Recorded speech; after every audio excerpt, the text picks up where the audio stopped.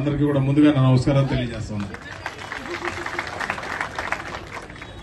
ముందుగా మీ అందరూ కూడా ఒకటి మీరు మెకానిక్ అనగానే 3 గుర్తుకొస్తాయి. మెకానిక్ అల్లుడు సినిమా మీరందరూ కూడా అందరి ఓనర్లకు అల్లుడి కింద లెక్కే నన్ను అడిగితే ఒక 30 ఏళ్ళ ఏడుదాం ఆ సినిమా వచ్చి.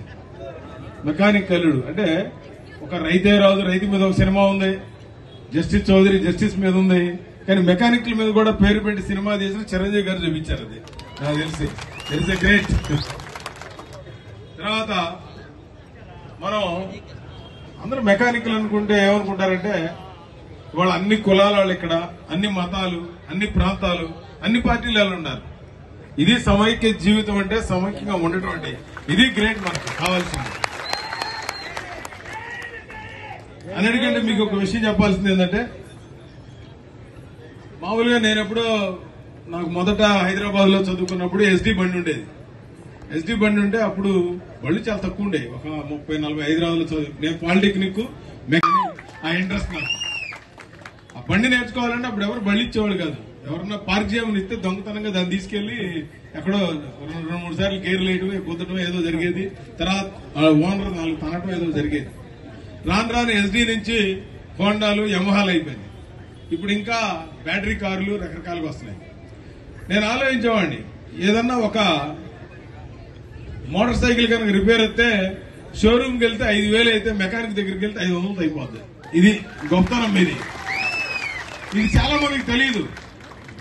నేను బెంజ్ కారు ఒకటి కొన్న తర్వాత దానికి రిపేర్ అడిగితే దానికి కొన్న ఖరీదు 60 లక్షలు అయితే ఇప్పుడు 10 ఏళ్ల కిందట దాని రిపేర్ కాస్ట్ ఎంత ఇచ్చాడంటే బయట ఆ షోరూమ్కి వెళ్తే 15 లక్షలు ఇచ్చాడు.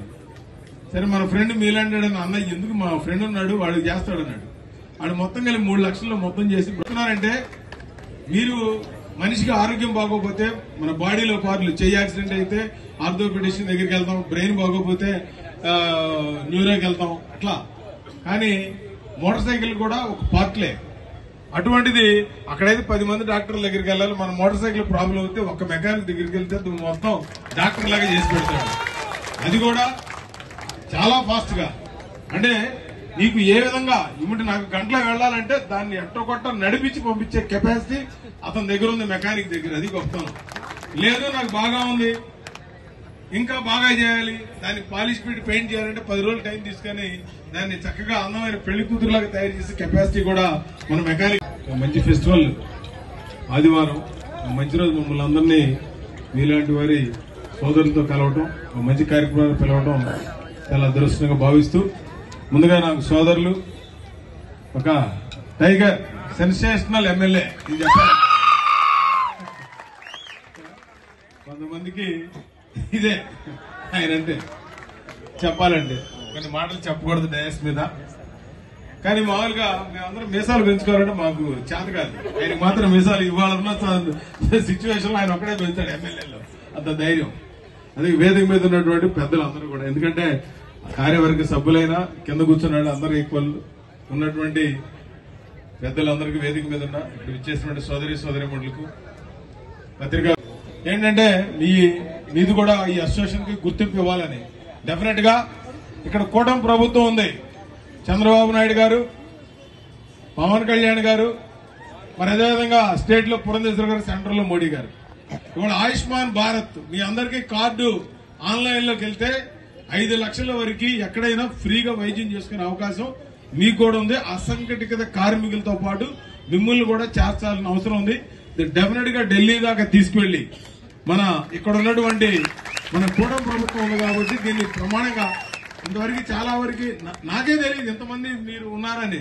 ఏదో బజార్కు ఒక మెకానిక్ ఉంటారనుకుంటా, ఇన్ని వేల మంది స్టేట్ నుంచి పెద్ద పెద్ద మీటింగ్స్ జరుగుతాయి. కానీ ఇంత ఉత్సాహంగా మరి రోజు ఉదయం లేచిన దగ్గర నుంచి ఆయిల్తో మరి ఇనుముతో మరి హెల్త్ పాడు చేసుకుని రేత్రనక పగలనక పనిచేసే మీలాంటి వారికి ఈ సమాజంలో గుర్తింపు రావాలి.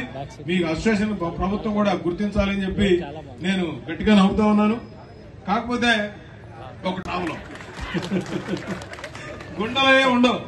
నేషనల్ హైవేస్ ఏమో అక్కడ గడ్కరీ గారు వేస్తారు, ఇక్కడేమో పవన్ కళ్యాణ్ గారు ఆయన చంద్రబాబు నాయుడు ఇక్కడ రోడ్లు వేసేస్తున్నాడు స్మూత్ గా. కాకపోతే యాక్సిడెంట్లు అవ్వకుండా మీరు స్పీడ్ లిమిట్ పెట్టండి.